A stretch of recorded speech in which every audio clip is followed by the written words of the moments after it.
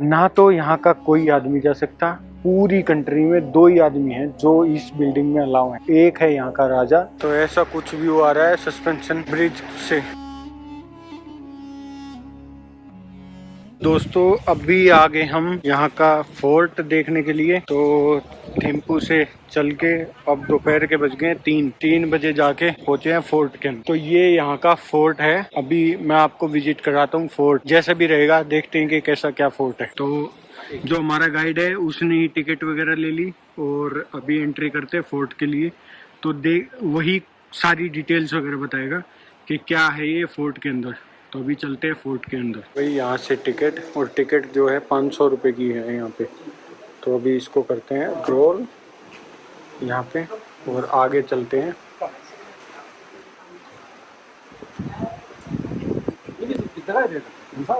इनकी रिवर देखो यार, सबसे मेन इस टाइम पे भी इनकी रिवर बिल्कुल नीट एंड क्लीन वाटर है। ये देखो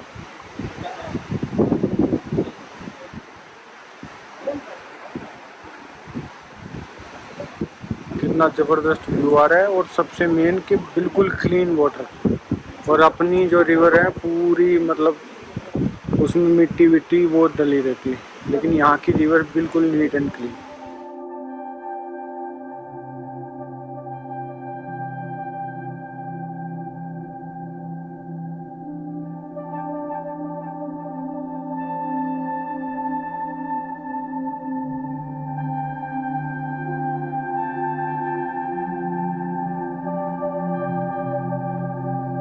Excuse me, please, everyone, listen to me.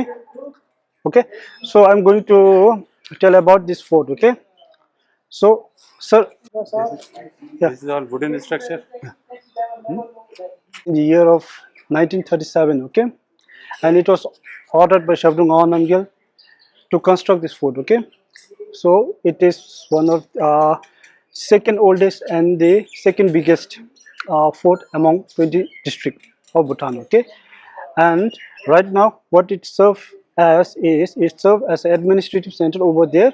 Till there you can see the administrative center. Okay, and at the opposite direction of this, so the monastic center serves. Okay, so in olden days it is considered as the second first capital of Bhutan. Okay, so the government seat was introduced over here in Punakha, and right now what it serves is, so like major events like royal wedding or coronation, whatever this kind of major event uh, is been occurred, it is been done over here. Okay, so this is the story of Punakha. Okay, yeah, so that's it.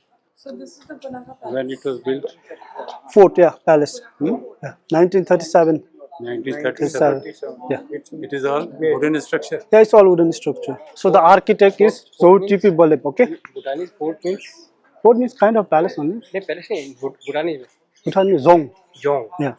A ritual called as Chechu has been performed once in a year in every district. Okay. Particular area. Yeah, in this particular where White line. yeah, once in a year. Yeah, we celebrate as a Chechu. Okay. So at that time, marks, dances, everything is been performed. Oh. Okay. So in this building, most of the like ritual. When it's performed? I think in the month of September, October, November. I think November. November. Yeah, November or August. Clearly, I can't remember. Like every district has its own date of doing Chechu. Okay, call it Chechu. Okay. Chechu. Chechu, yeah. Chechu is a festival. Yeah, it's festival. So we are going into second courtyard. Okay. Oh. So some of We had a very good friendship with India. We are going to come to India, and after India getting 1974, after independence from the British. yes, sir. So For India. So like it was a central, like in olden days, it was a capital of Bhutan, no? So at that time, most of the development happens over here, like friendship between British, India. तो उस time पे सब यहाँ पे meeting वगैरह arrange Yeah, every meeting is been held here. Like it's a government seat. I have mentioned earlier, no? Okay. That's what. So everyone came here for the meeting and all. I hope they don't. We are going into third courtyard. Okay. Third courtyard. Yeah. So in third, First one has where the mass dances are performed. Okay. Okay. And second one, Second is where the monk stays. monk stays. Monks stays and the classrooms, Okay, everything. monks stays. Yeah, I mean, the monk studies and stays, practices Buddhism and all. Okay, and third courtyard is known as a kundre or assembly hall for this Assembly people. hall. Yeah. So we are going inside this assembly hall. Okay. So in assembly hall, we are not allowed to take selfie or anything. Okay, cameras, photos. So we Assembly hall. yeah, especially in every temple, monastery, everywhere. Oh, Okay. but we can collect photo and videos only this area. Yeah, to this area. But inside we Inside can't take. we are not allowed. So we will go inside together. Okay. Its structure name is Structure is this structure and art. it's very difficult to explain art because it has been originated long time ago. No, so it's kind of a Tibetan influence and as well as the mixture of our own artistic. Okay, so like it has many meanings. Like It's every like monastery. yeah, monasteries. So monastery houses everything. It has to be like this only, like even the houses. तो दोस्तों जो ये fort कहते हैं ना, actually में ये palace है, और जो ये पैलेस है, इस पैलेस के अंदर आपको जो बुद्धा की स्टैचू और जो यहाँ के जिन्होंने ये पूरा भूटान बनाया था उनकी स्टैचू, वो सब है अंदर। लेकिन वहाँ पे किसी को भी अलाउ नहीं है कि वहाँ पे पिक्चर करे या फ़ोटो करे, तो सॉरी मैं वो नहीं दिखा सकता। लेकिन जो दूसरी इम्पोर्टेंट थिंग है वो बता सकता हूँ। तो सबसे इम्पोर्टेंट क्या है कि अंदर जो बुद्धा है, तो पूरी वॉल पे मतलब चारों तरफ उनकी जीवन काल की सारी पिक्चर्स हैं कि वो कब पैदा हुए, कहाँ पे पैदा हुए, क्या क्या किया, कैसे कैसे वो मूव ऑन करते गए इधर से उधर, वो सारी डिटेल्स हैं। और अदर हैंड जो आप मेरे पीछे ये वाली बिल्डिंग देख रहे हैं, तो इस बिल्डिंग का सबसे ज़बरदस्त तो यही बिल्डिंग है कि इसके अंदर ना तो यहाँ का कोई आदमी जा सकता, पूरी कंट्री में 2 ही आदमी हैं जो इस बिल्डिंग में अलाउ हैं। एक है यहाँ का राजा और एक है जो मंक का सबसे बड़ा मंक, जो सबसे सीनियर मंक है, वो इसमें जा सकते हैं।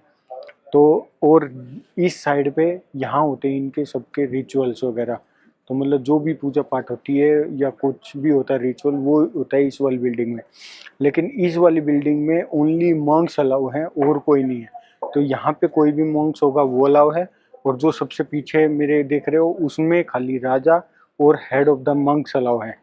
तो टॉप सीक्रेट प्लेस है। अब बताता हूँ इस वाली बिल्डिंग की स्टोरी।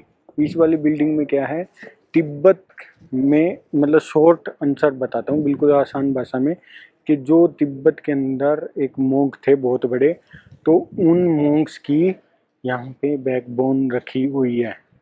तो उस बैकबोन की सेफ्टी के लिए यहाँ की आर्मी उसकी प्रोटेक्शन करती है, और इस बिल्डिंग के अंदर कोई नहीं जा सकता। तो ऐसा कुछ है यहाँ का इंटीरियर। और यहाँ पे जो इंटीरियर है ये पूरा मोनेस्ट्री वाला, और इसके अंदर रिचुअल चलते रहते हैं। ये वाली टॉप सिक्योर बिल्डिंग, और इसमें आगे बुद्धा जी। तो अब दिखाता हूँ आपको यहाँ का कुछ अंदर का हुआ।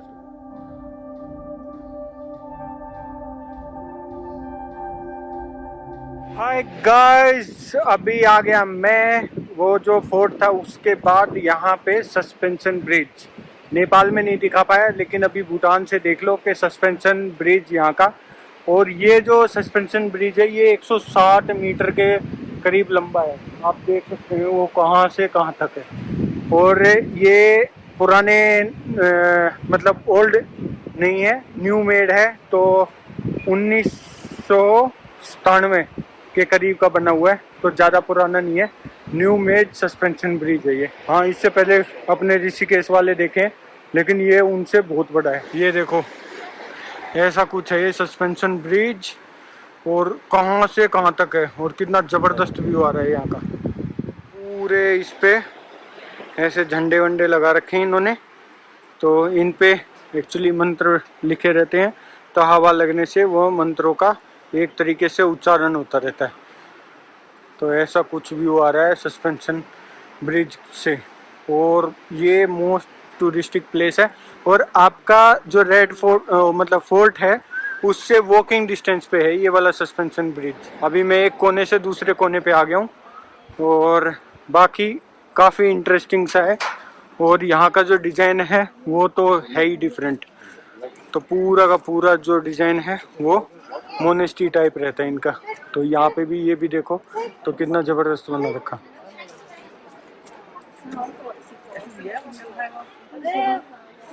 अभी चलते हैं रेस्टोरेंट, कुछ खाने पीने का है तो देखते हैं, नहीं तो निकलते हैं नेक्स्ट लोकेशन के लिए। तो आज 2-3 लोकेशन कराई हैं, लेकिन मतलब सोलो ट्रैवल जब रहता आदमी तो बहुत सारी चीज़ें एक्सप्लोर करता है, ग्रुप के अंदर नहीं कर पाता। तो ये तो है।